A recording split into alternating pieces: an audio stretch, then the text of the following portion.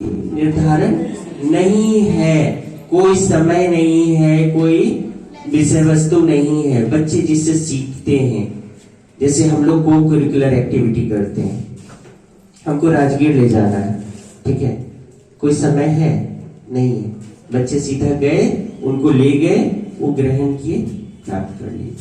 बच्चे समाज में जो चीज देख रहे हैं, टीवी पर जो चीज सुन रहे हैं, ठीक है, अनौपचारिक शिक्षा में वो आ गया। समाज से जो बातें हम आप जो बता रहे हैं, बातचीत के दरमियान जो बातें बता रहे हैं, पहले से कुछ फिक्स नहीं है, उसके जरिए जो बातें दे रहे हैं वो अनौपचारिक हो गया। हम खेल खिला रहे हैं, कौन सी सडन परिस्थिति पैदा होगी मुझे नहीं पता, उसमें जो चीज हमारे भी मन में अचानक आएगा और हम उसे बताएंगे, ठीक है। तो विद्यालय में ये तमाम बातें आती है, औपचारिक और अनौपचारिक दोनों बातें। जब कक्ष के अंदर आप टेक्स्ट बुक के अनुसार पढ़ाते हैं तो उस समय औपचारिक शिक्षा, पाठशाला है कि औपचारिक शिक्षा के ही अंतर्गत आता है, लेकिन अब एक्स्ट्रा करिकुलर एक्टिविटी पे ज्यादा जोर दिया जा रहा है, एक्टिविटी बेस्ड अब ज्यादा हो गया है, ठीक है। तो इन तीनों के अर्थ अवधारणा जानने का हमारा अभिप्राय यही था कि हम लोग सिर्फ टेक्स्ट बुक 80 या 83 की बात है होगी लगभग, हमें एग्जैक्ट ध्यान नहीं है। बंद कर दीजिए। तो फुलवारी का भ्रमण कराना, ये क्या कर रहे हैं हम? उसको प्रत्यक्ष अवलोकन करवा रहे हैं, ये है कविता। लेकिन हम क्या कर रहे हैं इसमें? प्रत्यक्ष अवलोकन भी करा रहे हैं और उसके बारे में बता भी रहे हैं। बच्चों से विभिन्न प्रकार के फूलों का चित्रांकन कराना गतिविधि के रूप में अब इतना कराए, फिर क्या कर रहे हैं हम? एक और गतिविधि करा रहे हैं उन लोगों से फूलों का आप बना सकते हैं, इसके लिए आप फ्री हैं, लेकिन पाठ के बाहर का नहीं हो। जैसे क्वेश्चन बनाते समय कुछ लोगों ने ऐसे प्रश्न तैयार कर दिए, बांका जिला में सिंचाई का मुख्य साधन क्या है? ये आपके पाठ्य पुस्तक से रिलेटेड क्वेश्चन नहीं है। मैंने कहा ना कि आपसे जो क्वेश्चन तैयार करवाए जाएंगे, जो आइटम डेवलप करवाया जाएगा, उसे SCERT बाद में भेजा जाएगा। फिर क्या कहिएगा, सबको मिक्स करके कुछ क्वेश्चन को चूज कर लेते हैं, सेटिंग मॉडरेटिंग वगैरह जो होता है, और तब उसी में से प्रश्न तैयार होके स्कूल आएंगे। तो वो पूरे बिहार लेवल का होगा, किसी एक जिला का नहीं होगा। नाम में तू समारा, अरे दास है कहीं कीर्तन, कहीं राम धुन, कहीं आवन, मेरी दास है कहीं कीर्तन, कहीं राम धुन, कहीं आवन, विधि वेद वतन राज करे, ऐसी खूबी दे मालिक की वतन नाज करे। जय बिहार, जय बिहार, जय जय जय जय बिहार, जय बिहार, जय बिहार, जय जय जय जय बिहार, जय बिहार।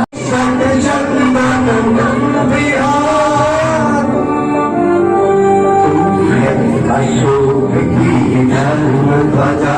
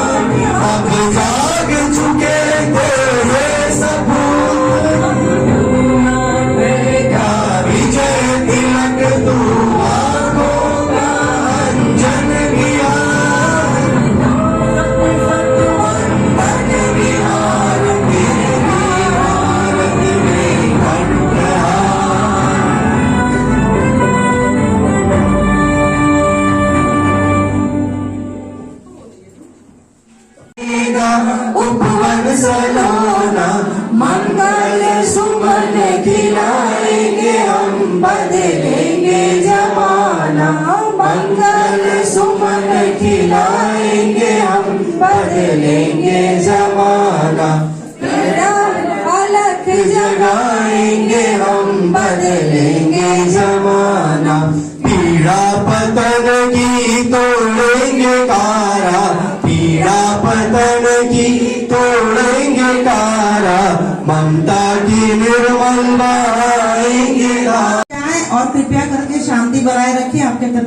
आपके बीच प्रतिवेदन पढ़ा जा रहा है।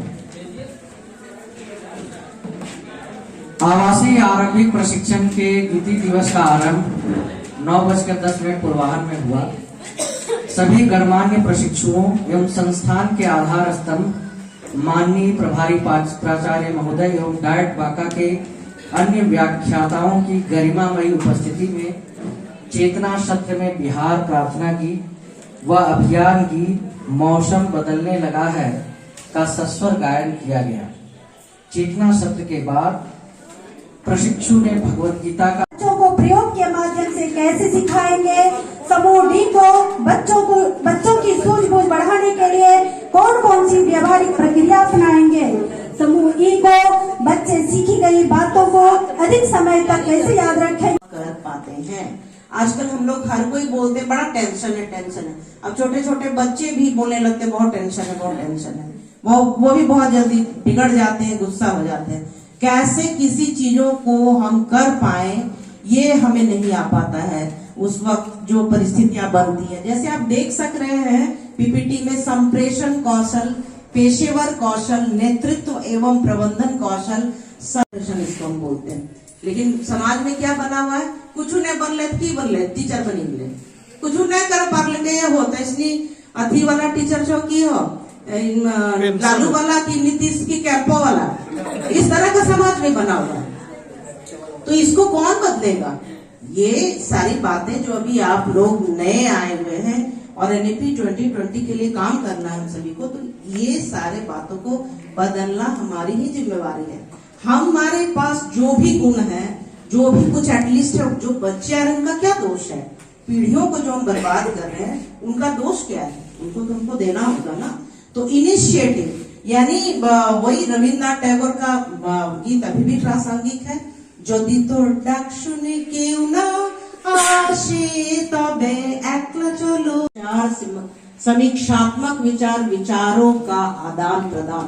समीक्षा हम कब करेंगे? हमको खुद भी इंट्रोस्पेक्ट करना चाहिए, क्या हम ये कर रहे हैं तो ये सही है कि नहीं, क्या हम कहीं बायस्ड तो नहीं है, क्या हम सभी बच्चे को एक समान देख रहे हैं, अवसर प्रदान कर रहे हैं कि नहीं, उनका सम्मान कर रहे हैं कि नहीं। तो ये है। Next slide please. अंतरवैयक्तिक रिश्ते, आत्म जागरूकता, समानुभूति, भावनाओं को समझना, तनाव से मुक्ति पाना। अब समझेंगे हम लोग को। मैं एक सिक्का गिराऊंगी, उसको आप उठाइएगा, ठीक है? इनको थोड़ा सा और बाहर लीजिए मैडम, आप बैठो। और आपका काम है कि वो कहीं टकरा के गिर ना जाए, उनको चलने दीजिएगा। ये नहीं कि एकदम शुरू से ही पकड़ लीजिए, टकराए नहीं, कहीं गिरे नहीं, ठीक है? आइए अंजू मैम।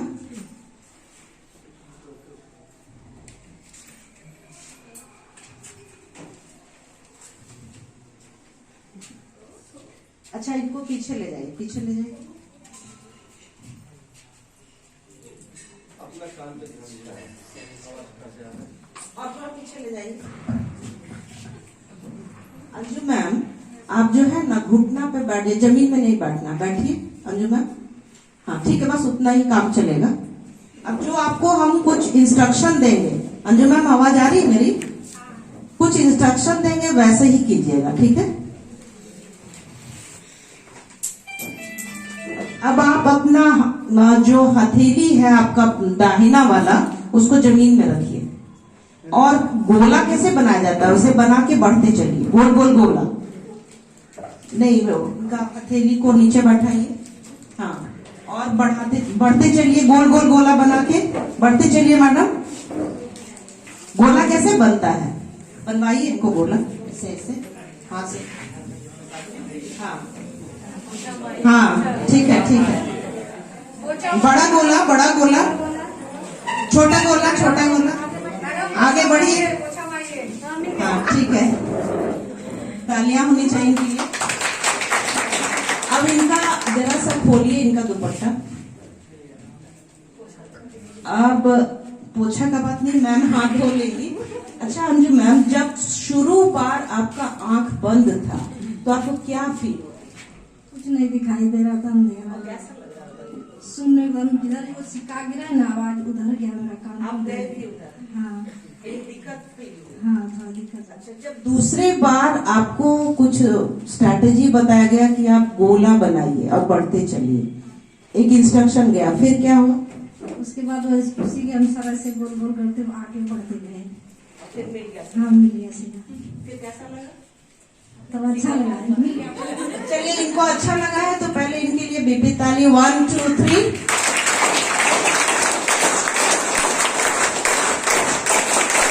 अब हाथ धो लीजिए अंजू मैम। अब देखिए, हाँ, ये परानुभूति, यानी जब उनका आंख बंद हो गया तो उनको बड़ा मुश्किल लगने लगा, लेकिन उनको इतना था कि मेरे सहारा में कोई है, हमको गिरने नहीं देगा।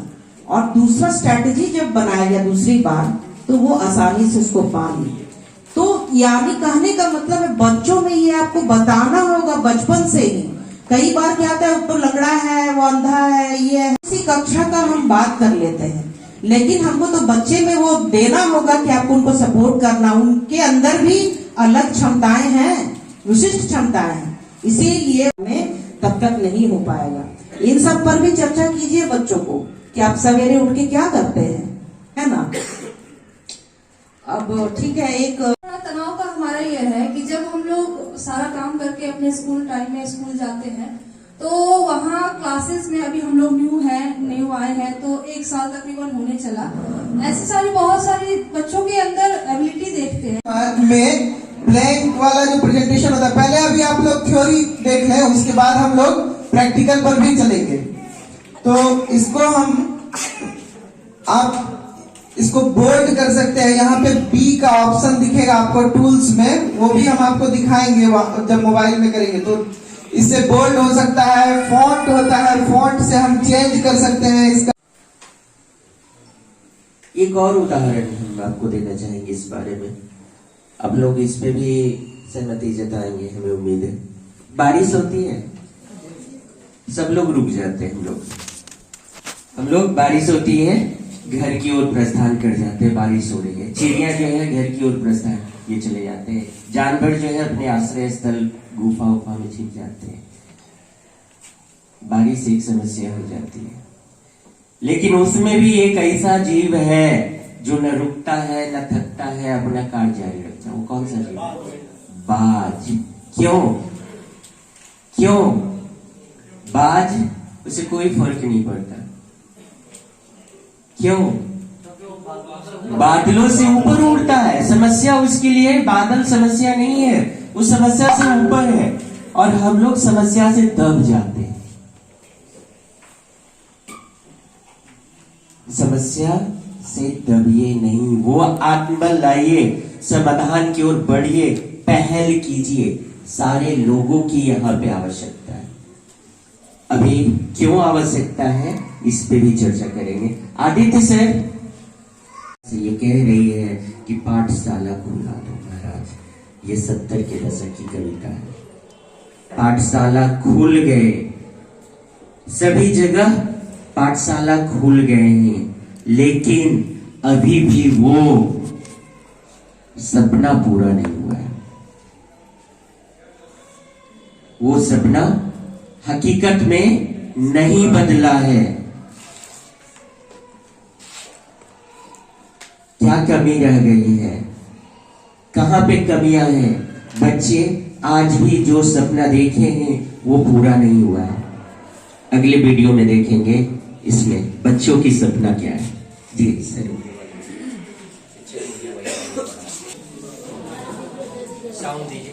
शिक्षक ने, मैं चाहती तो हूं पढ़ूं, पर शिक्षक मुझे वैसे नहीं पढ़ाते जैसे मैं चाहती हूं। करते हैं, और बच्चों की इस सपना से जरा तुलना कीजिए। क्या दोनों में समानता है या बहुत ज्यादा असमानता है? क्या है?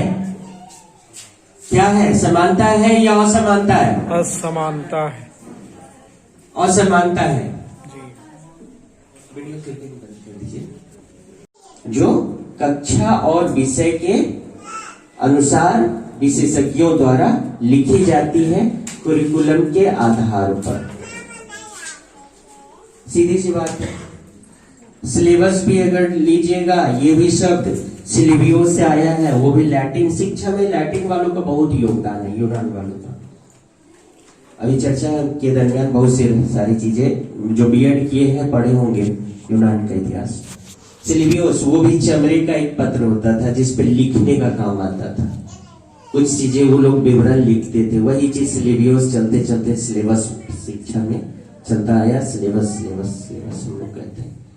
और ये विषय विशेषज्ञों द्वारा तैयार किया जाता है और कक्षा के स्तर के अनुरूप, ठीक है। और इसी के आधार पर जो है टेक्स्ट बुक का निर्माण किया जाता है। टेक्स्ट बुक क्या हो गया? पाठ्य विवरणी का जो है विस्तृत विवरण कहिए या दस्तावेज कहिए, ऐसा लिखित दस्तावेज जो पाठ्य विवरणी के अनुसार विशेषज्ञों द्वारा कक्षा और विषय के अनुरूप तैयार किया जाता है, जो ज्ञानवर्धक और मार्गदर्शक होता है शिक्षकों के लिए। वो टेक्स्ट बुक हो गया और ये औपचारिक शिक्षा का एक अहम माध्यम हो गया। हम लोग औपचारिक शिक्षा तक से ही बंद करके रह जाते हैं। औपचारिक शिक्षा को जरा कोई डिफाइन करेंगे क्या? यहाँ पे जैसे कहा गया, ठीक है, कुरिकुलर और पाठ्य पुस्तक। कुरिकुलर में कहा गया कि औपचारिक अनौपचारिक दोनों उसमें शामिल हो जाते हैं। और जब हम टेक्स्ट बुक पे आते हैं तो औपचारिक शिक्षा का महज एक साधन है। औपचारिक शिक्षा क्या है? औपचारिक शिक्षा उसको बोल सकते हैं जो विद्यालय के अंदर दी जाती है, कक्षा कक्ष के अंदर, कक्षा कक्ष के अंदर शिक्षक और छात्र के बीच में जो शिक्षा दी जाती है। और अनौपचारिक होती है जो बाहरी, विद्यालय के बाहर और विद्यालय के अंदर दोनों शिक्षा उसमें शामिल होता है। एक शब्द हम इसमें जोड़ना चाहेंगे या 3 शब्दों से ये अंतर स्पष्ट हो जाएगा। जो शिक्षा निर्धारित समय पर, निर्धारित अवधि में, निर्धारित विषय वस्तु के अनुसार, निर्धारित स्थल पर दी जाती है, उसे औपचारिक शिक्षा कहेंगे। या जानबूझ करके जो शेड्यूल हम लोग करते हैं वो निर्धारण नहीं है, कोई समय नहीं है, कोई विषय वस्तु नहीं है। बच्चे जिससे सीखते हैं, जैसे हम लोग को करिकुलर एक्टिविटी करते हैं, हमको राजगीर ले जाना है, ठीक है, कोई समय है नहीं है। बच्चे सीधा गए, उनको ले गए, वो ग्रहण किए, प्राप्त कर लिए। बच्चे समाज में जो चीज देख रहे हैं, टीवी पर जो चीज सुन रहे हैं, ठीक है, अनौपचारिक शिक्षा में वो आ गया। समाज से जो बातें हम आप जो बता रहे हैं, बातचीत के दरमियान जो बातें बता रहे हैं, पहले से कुछ फिक्स नहीं है, उसके जरिए जो बातें दे रहे हैं वो अनौपचारिक हो गया। हम खेल खिला रहे हैं, कौन सी सडन परिस्थिति पैदा होगी मुझे नहीं पता, उसमें जो चीज हमारे भी मन में अचानक आएगा और हम उसे बताएंगे, ठीक है। तो विद्यालय में ये तमाम बातें आती है, औपचारिक और अनौपचारिक दोनों बातें। जब कक्षा कक्ष के अंदर आप टेक्स्ट बुक के अनुसार पढ़ाते हैं तो उस समय औपचारिक शिक्षा, पाठशाला हालांकि औपचारिक शिक्षा के ही अंतर्गत आता है, लेकिन अब एक्स्ट्रा करिकुलर एक्टिविटी पे ज्यादा जोर दिया जा रहा है। एक्टिविटी बेस्ड अब ज्यादा हो गया है, ठीक है। तो इन तीनों के अर्थ अवधारणा जानने का हमारा अभिप्राय यही था कि हम लोग सिर्फ टेक्स्ट बुक